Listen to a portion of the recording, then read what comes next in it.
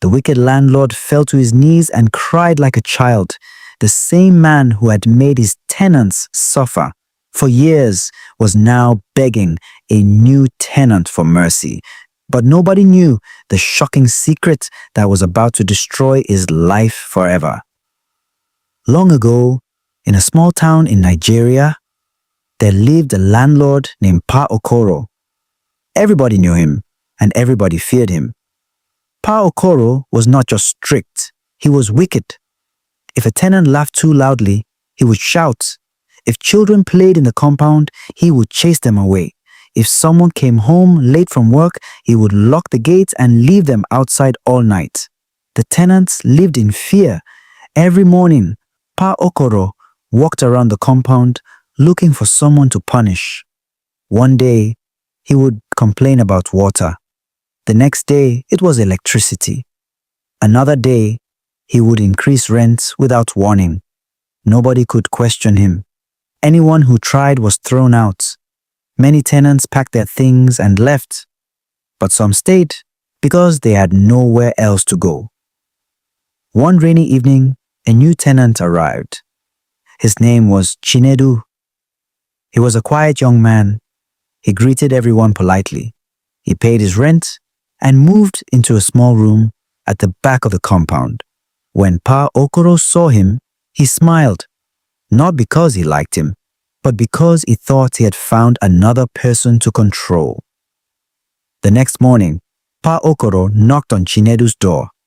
"Wake up!" he shouted. "You must sweep the whole compound." Chinedu looked surprised. "But I already swept the area in front of my room." "I don't care," Pa Okoro said. "Do what I said." Chinedu simply nodded. The other tenants watched. They felt sorry for him. They knew what was coming. For weeks, Pa Okoro made Chinedu do all kinds of work. He carried bags, he cleaned gutters, he repaired broken fences, even when the work was not his responsibility. But Chinedu never argued. He simply smiled. This confused everyone. One afternoon, Pa Okoro became angry because Chinedu had not greeted him first. In front of everybody, he slapped the young man. The compound became silent.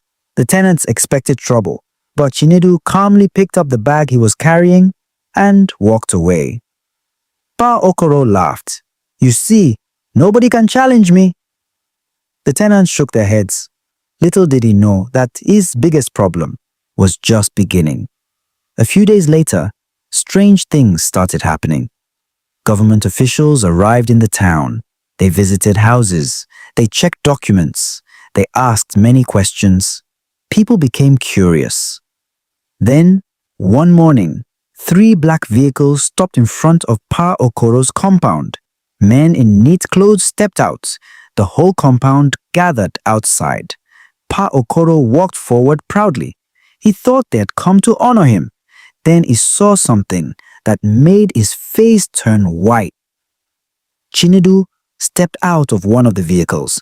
The quiet tenant was wearing an official uniform. Everyone gasped. Even Pa Okoro's mouth fell open. What was happening now? One of the officials spoke loudly. "We are here to investigate several reports about illegal land ownership, unpaid taxes, and tenant abuse." Pa Okoro's legs became weak. "What?" he whispered. Then Chinedu looked directly at him. For the first time, a smile disappeared. The young man opened a file full of documents. Every complaint from former tenants was inside. Every illegal action, every unpaid tax, every fake document, everything. Pa Okoro suddenly understood. Chinedu was not an ordinary tenant.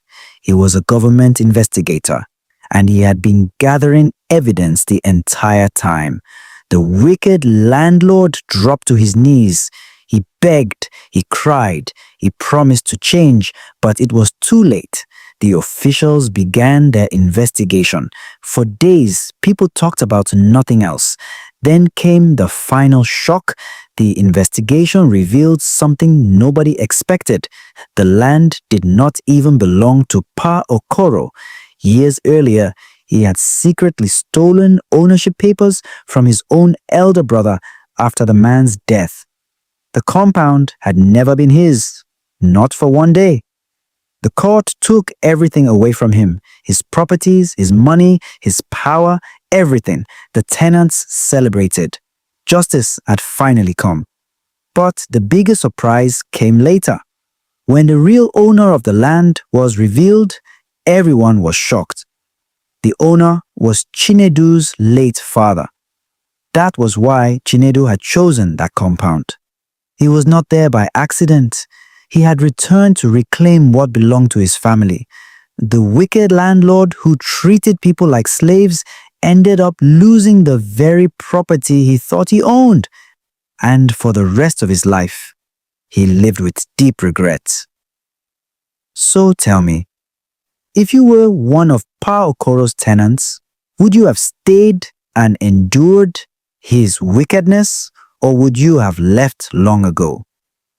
Share your answer in the comments. If you enjoyed this story, please subscribe for more interesting African folktales and true life inspired stories on this channel. Thank you so much for your support, for watching, and for subscribing. See you in the next story.